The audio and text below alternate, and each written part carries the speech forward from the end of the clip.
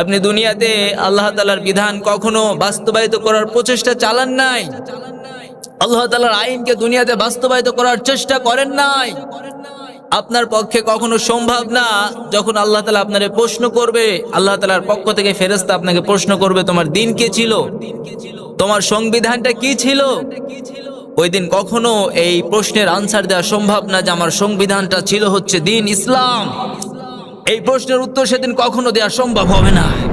একজন বদকার ব্যক্তি কিভাবে সে মৃত্যুবরণ করে, একজন বদকার ব্যক্তির মরণের সময় আজরাইল আলাইহিস সালাম তার সাথে কি আচরণ করে, এন্ড কবর ওই দিন তার সাথে কি আচরণটা করে, এই বিষয়ে আমরা আজকে আলোকপাত করব ইনশাআল্লাহুল আজিজ।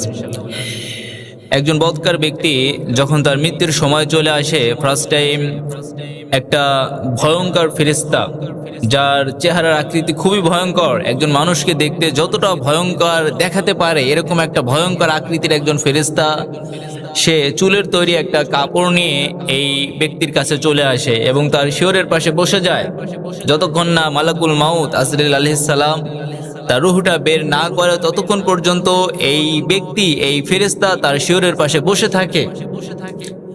এবং যখন মালাকুল মাউত চলে আসে, এসেই তার সামনে ত্রাস সৃষ্টি করে, বলা হয় ইয়া আইয়াতুহাল খবিসা, হে পাপাচার আত্মা, হে জালিম আত্মা, হে দুনিয়াতে হাজারো অন্যায় কাজকারী আত্মা, ইরজিআই, বের হ। জালিমদের ব্যাপারে কোরআনের আয়াত হচ্ছে আখরিজু আনফুসাকুম, তাদেরকে বলা হয় তোরা তোদের নিজের জীবনটা, তোরা তোদের নিজের রূহটা নিজেরাই বের কর। আল ইয়াউমা তুজজাউনা আযাবাল হুন, today you will be ordered the punishment of humiliation, আজকে তোদেরকে অপমানদায়ক লাঞ্ছনাকর আযাব তোদেরকে আজকে দেয়া হবে।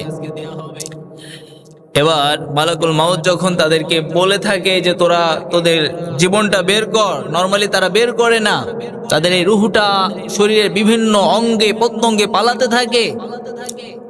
এবার মালাকুল মাউত তাকে এত জোর একটা খিঁচুনি দেয়, একটা জীবন্ত ছাগল তার শরীর থেকে যদি তার চামড়া তোলা হয়, ইভেন এর চেয়েও অনেক বেশি কষ্ট দিয়ে একজন জালিমের যে রূহ সেটা তার শরীর থেকে বের করা হয়।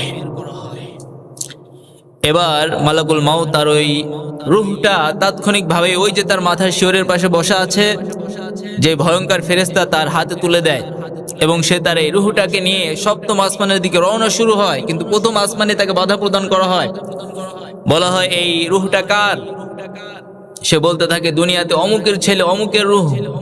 তখন তারা বলে এই পাপাচার আত্মা, এই জালিম আত্মা, আল্লাহ তাআলার বিধান লঙ্ঘনকারী আত্মাকে আমরা উপরের দিকে যেতে দিব না।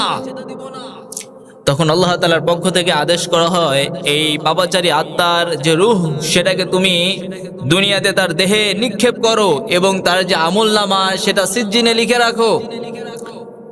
এবার আল্লাহ তাআলার ওয়ার্ডের অনুযায়ী, আল্লাহ তাআলার আদেশ অনুযায়ী সেম কাজটি এই ফেরেশতা করবে এবং দুনিয়াতে গতানুগতিকভাবে তাকে কবরস্থ করা হয়। ফার্স্ট টাইম তার জানাজা শেষে তাকে কবরস্থ করা হয়।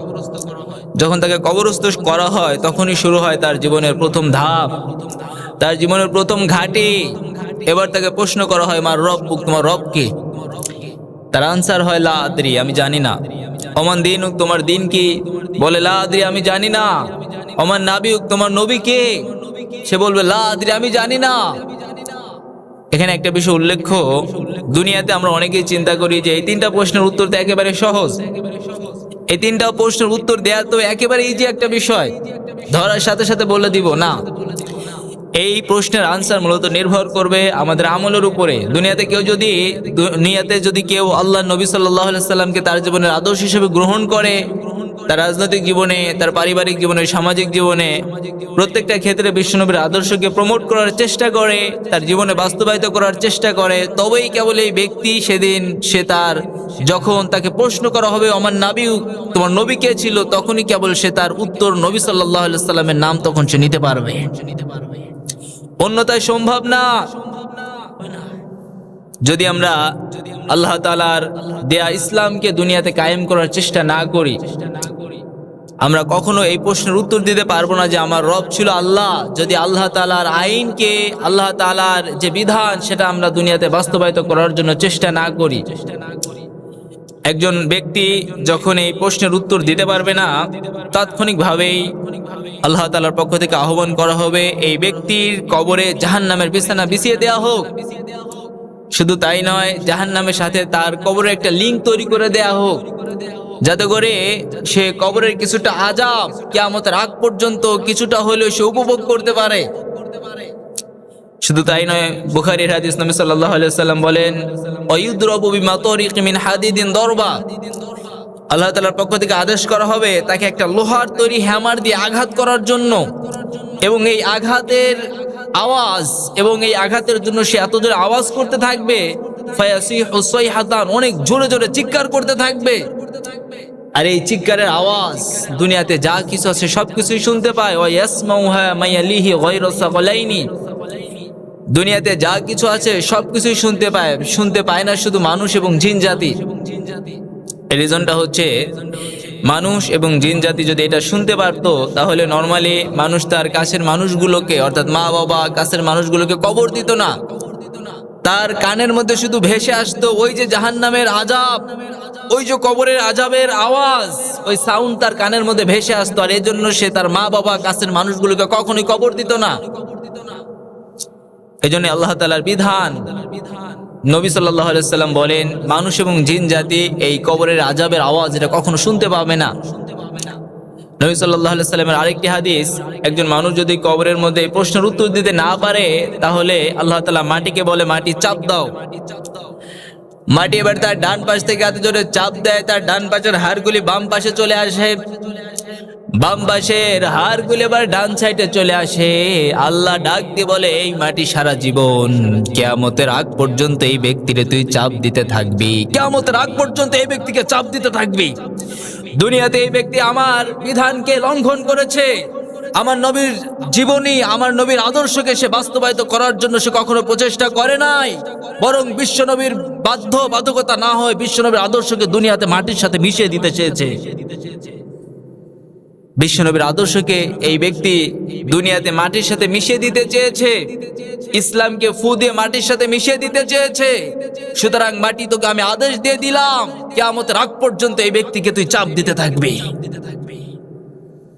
এবার আল্লাহ তাআলার হুকুম অনুযায়ী, আল্লাহ তাআলার অর্ডার অনুযায়ী মাটি তার সাথে এই আচরণ করবে।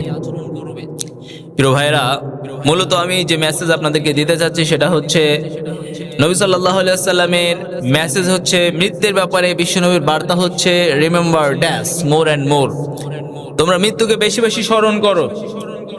নরমালি আমরা মৃত্যুকে স্মরণ করতে চাই না। আমরা কি কখনো এই চিন্তা করেছি যে আমি মারা যাওয়ার পরে আমার অবস্থাটা কি হবে? ভাই, কখনো চিন্তা করেছেন যে আমি মারা যাওয়ার পরে আমার পরিস্থিতিটা কি দাঁড়াবে? আমার তৈরি বেড থেকে আমাকে সামান্য সময়ের ব্যবধানে আমাকে ফ্লোরের উপরে শুইয়ে দেওয়া হবে, মাত্র অল্প সময়ের ব্যবধানে আমাকে অন্য মানুষেরা গোসল দেয়াবে। কই যাবে আমার সেই আত্মমর্যাদা, আমার সেই ক্ষমতা, দাপট, অহংকার? অন্য মানুষগুলি আমার পুরো শরীর তারা দেখবে। How is it possible? এটা কিভাবে সম্ভব? মাত্র কয়েক মিনিটের ব্যবধানে আপনাকে কবরস্থ করা হবে, জানাজা দিয়ে আপনাকে কবরস্থ করা হবে। ভাই, যদি প্রকৃত পক্ষে এই কবরটা 3.5 হাত জায়গা আমাদের জন্য সীমাবদ্ধ হয়, কেমনে থাকবো এখানে? না পারবো একটু কায়িত হইতে, না পারবো একটু দাঁড়াইতে, না পারবো একটু বসতে। আমরা তো এখন সাম্প্রতিক আয়না ঘরে দেখেছি, তাই না? আয়না ঘরে যে অবস্থা, আমরা দেখলে কেমন যেন আমাদের দমটা আটকে আসে, এই ঘরে কেমনে মানুষ থাকে। অথচ কবর নিয়ে আমরা কখনো চিন্তা করি না। এজন্য কবর নিয়ে আমাদেরকে চিন্তা করতে হবে। নবী সাল্লাল্লাহু আলাইহি সাল্লাম বলেন, তোমরা মৃত্যুর জন্য প্রস্তুতি গ্রহণ করো এবং কবর নিয়ে তোমরা বেশি বেশি চিন্তা করো, ফিকির করো। প্রিয় ভাই, এজন্য আমাদেরকে ইসলামের দিকে, কোরআনের দিকে, ইসলামের পথে ফিরে আসতে হবে। যুবকেরা অনেকেই মনে করে আমি ভালো হব, বাট ভালো হব হচ্ছে বৃদ্ধা বয়সে। ইয়াং লাইফটা একটু মজা করি, বৃদ্ধা বয়সে আমি ভালো হব, এটা মূলত আল্লাহ তাআলাকে ফাঁকি দেওয়ার একটা বুদ্ধি। ভাই, আল্লাহ তাআলাকে মূলত ফাঁকি দেয় এটা সম্ভব না। একটা সমুদ্র থেকে একটা পাখি তার ঠোঁট দিয়ে যতটুকু পানি নিতে পারে, একবার যতটুকু পানি নিতে পারে, ওইটা হচ্ছে গোটা পৃথিবীর মানুষের জ্ঞান। আর ওই সমুদ্রে যত পানি দেখেন, এই মোট পানি হচ্ছে আল্লাহ তাআলার জ্ঞান। ইভেন এই সমুদ্রের সমস্ত পানির তুলনায়ও বেশি জ্ঞানের মালিক হচ্ছে আমার আল্লাহ। পড়েন সুবহানাল্লাহ। সেই রবকে ফাঁকি দেয় এটা কখনো সম্ভব না। এজন্য আমরা আমাদেরকে ইসলামের পথে ফিরে আসার বিকল্প কোনো পথ নেই ভাই।